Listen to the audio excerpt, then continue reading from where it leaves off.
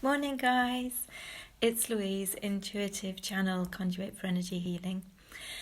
I just thought I felt really inspired actually to come on because I recently put a post on my Facebook page that was asking the question, what does your soul want to do?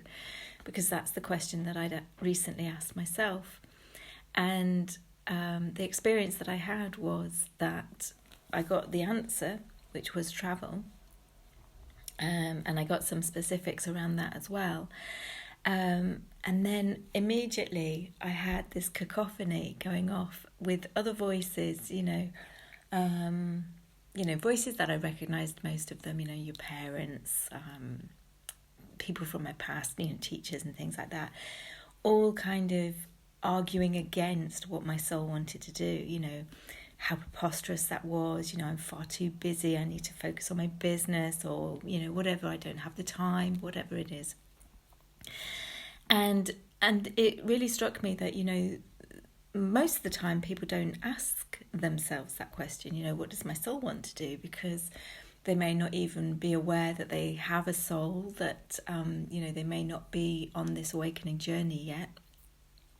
And they just, see life as that hamster wheel going round and round, where you just follow the rules of the game as laid out by society and everything. And some people may not have the experience yet of practicing actually connecting with that highest aspect of themselves. And, actually communicating and tuning in and listening. Or they may ask the questions and they may not understand the answers that they're getting, because, the soul, the higher self, as you're tuning in the dial to Divine FM as opposed to Ego FM, there's quite a bit of white noise that gets in the way, that kind of distorts the communication lines, and, we have to do an amount of clearing before we can get that clear channel to our highest aspect of self. And so there's many reasons why people might not ask that question. But when we do and we get a response, quite often what happens is that aspect, that egoic aspect, that lower vibrational aspect of ourself, the beliefs, all of our understanding of ourselves and the world and life that we've lived with over however many years we've been on this planet, kicks in straight away. Because quite often what your soul is calling you to do is something that goes beyond the sphere, the realm of what you've already known and what you're already doing. And so you'll have all these voices arguing against it, or speaking out against it, or being really triggered by it. And the question that I posed was, what do we do? Do we listen to the soul's voice? Do we take action on that? Or do we allow it to get drowned out by all of this other group of voices and stay where we are, basically? And it's interesting because, there's been times in my life where I've had very direct response from my soul, calling me, pulling me to do things. And there's been times where I have taken stayed where I was. I've listened to the voices, the other voices, knowing, conscious of what I'm doing, but I do it anyway. And one of the things that I really wanted to talk about, and that feels really important, and I'm certainly being called to talk about this morning, is that's absolutely fine. That is absolutely fine. There was a comment left by a beautiful soul on my Facebook page saying, she's terrified of following the soul's voice and feels really stuck, and then feels ashamed about not following the soul's voice. Now, the thing is, it's understanding that we are exactly where we're meant to be. In every now moment, we are exactly where we're meant to be. So whether we hear the soul's voice, don't hear the soul's voice, don't even ask the question, whether we get the response and we take action on it, or we get the response and we shy away from it because we listen to all these other voices that are going off and we stay where we are, it's all perfect. It is all perfect. We are exactly where we're meant to be, on our path of evolution, soul evolution, on our path of ascension. So, it's not about judging yourself, because if you allow yourself to judge yourself, you're entrenching yourself even more, and you're filling yourself with that density that's keeping you separate, that's keeping you in this illusion of this third dimensional existence, where there are rules and structures and comparison, good, bad, right, wrong. And so the message really was, when you get those voices, or it may not even be voices, it may be physical responses, like anxiety or fear, or, an actual physical symptom. And you choose into doing what that aspect of you is guiding you towards, as opposed to taking action on your soul's voice, then just smile. Just smile and say, you know what, of course I did. Of course I took that action. This is the response, the reaction that I have taken, I have had for however long I've been on this planet. This is the response and reaction that my parents would have taken, my grandparents would have taken, society is telling me to take. Of course I've done that. But have an awareness, and rejoice in that awareness moment. Because in that awareness moment, you're conscious that you're making a choice. It's no longer a habit. It's no longer an automatic reactive response. It's a conscious choice that you're making. And each time we make a conscious choice, it raises our vibration because we have consciousness. So, we may choose to follow our egoic aspect of self this time. We may choose to follow the cacophony of voices that drown out our soul voice. We may choose to stay exactly where we are in this now moment. And that's fine, because that's exactly where we're at. That's the step we're in. That's where we are. And that's perfect for us. There may be something that we need to experience. There may be a person that we need to meet. There may be something that needs to unravel within this aspect, within this space that we're currently within, that will assist us the next time the soul comes along and says or pulls, and we feel that pull in a different direction, that we may be able to make a different choice. So don't judge those moments where you fall into the old pattern, the old way of being, because it's perfect for you in that now moment. Love yourself. Of course you have. But know that you make a conscious choice in that. Own it. I am making a choice to stay in this place. Take responsibility for that choice that you're making. And then next time, you may choose a smaller step. You may not choose the whole leap. So, for example, my soul said, travel. And I knew that it meant, travel the world, travel outside of England. But I may take the small step of just, travelling somewhere in the UK. I may go for a weekend somewhere if that feels comfortable. We don't have to take the whole leap of faith in one go. We can take baby steps along the trajectory of the soul's path. But the other thing that wanted to come through is when we feel ashamed, when we feel guilt, that's really just connecting with this third dimensional aspect, these lower vibrational aspects. And it's really showing us that within us there is something. This has triggered something.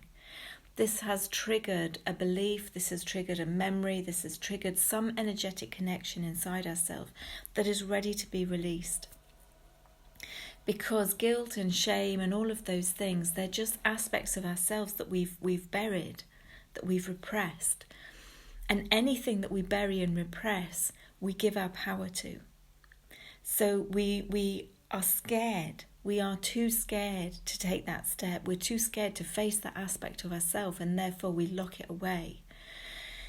So the best thing that I have learned to do is to do the shadow work, to go inside and really own those aspects of myself that I have buried deep inside of me. I have suppressed, the anger, the lower vibrational thoughts and emotions, the moments where I made choices that, weren't in alignment with my truth. All of that energy that we've then buried down because we don't want to face it, we don't want anybody else to see that aspect of us. In your own perfect time, just do that like Nora the Explorer or Dora the Explorer, whatever her name is. Be that inquisitive child. Be that explorer and just, dig within yourself those aspects that you have buried. And take a look at them, but take a look at them from a place of loving non-attachment. Take a look at them from that aspect of divine neutrality. Close your eyes. Just allow your mind to quieten and drop into your heart center. And see those situations, those choices, the people that were involved, the whole event, as if you're watching a video or something. So you've got that detachment. And see it so that you can see it from all sides. And without any judgment. At that time you were in this place and you did the best you could. And again, whether we make these choices and we choose to go out of alignment with our soul, our truth, whatever you want to call it, most of what we've buried is stuff that happened when we were children. And when we're children, we look up to the people that are around us. We look up to our parents. We look up to people who are in authority. Of course, we follow what they tell us to do, even if it's out of alignment with what we feel and know to be our truth. So to judge that child in that moment is really quite harsh. So allow yourself to just do this exploratory work and work through and bring up all of the shadow aspects, because one of the things is that I'm getting is when we shine a light in the shadows dissipate. And you then realise that actually that thing that looked really scary and really big, like a big monster, is just a toy on my bookshelf, or it's just the way the light is catching a certain object. But once you actually switch the lights on and you see the reality of the situation, it's so much less scary, or it loses its power. It loses its power to scare us, to give us that fear reaction and response. But the other aspect of doing shadow work that a lot of people miss is, the shadow work is everything in our external reality that triggers us is something that is ready to be released. It's basically a mirror to show us, okay, this is inside of me. Where is that? How does that show in my life? How is it shown? How have I behaved in that way? So that we can go in and clear that energy out. But the other aspect is also, and this is an important thing not to forget, is the light work. What in life fills me with joy? What in life inspires me? What in life just fills me up with light? Really opens me up. And acknowledging and seeing where that is in me. We cannot see anything outside of ourselves that isn't inside of ourselves. And so, that's another aspect that they feel is important for us not to miss. We quite often do the shadow work, to be fair. We're always quick to see where we, where our faults lie. But quite often we're not so easy in looking at those people that we really admire, or the qualities of something that we really love, and give our power to these people because of these qualities, when actually all that they are is a reflection of you. They're a reflection of what's inside of you. And so it's about acknowledging that's in me. If I see somebody and they are filled with light or love, or they're really generous, or they're really successful, that's in you. You have all of that in you, and that's the universe just bringing a mirror up to you and going, look at yourself, honestly. So it is partly about, releasing the dense energy of the shadow work, but then it's about filling yourself with the light, releasing the light energy that's kind of trapped and hidden and kind of suppressed as well. So don't beat yourself up, please. It's one of those things that, we're so good to do. We find that so easy, but we are exactly where we're meant to be in each now moment. And there have been many, many, many times, too numerous to mention, where I have listened and actually heard my soul's voice saying one thing and gone, do you know what, I just can't do that right now. It's too much of a step. But it's about being okay with that, being where you are, realizing and accepting that I'm here right now, and that just feels like 10 steps further down the line. But actually, the next time I get that pull, I feel like I can take 1 or 2 steps in alignment with it, or I may feel like I can take 10 steps.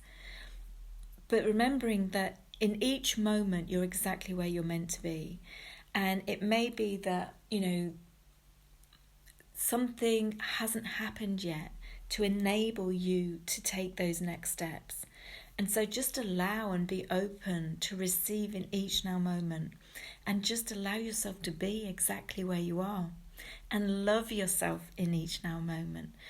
And don't judge, because of course we've all behaved in the way that we've behaved. Of course we fell asleep. Of course we've lived a life of unconsciousness to our spiritual truths and all of that.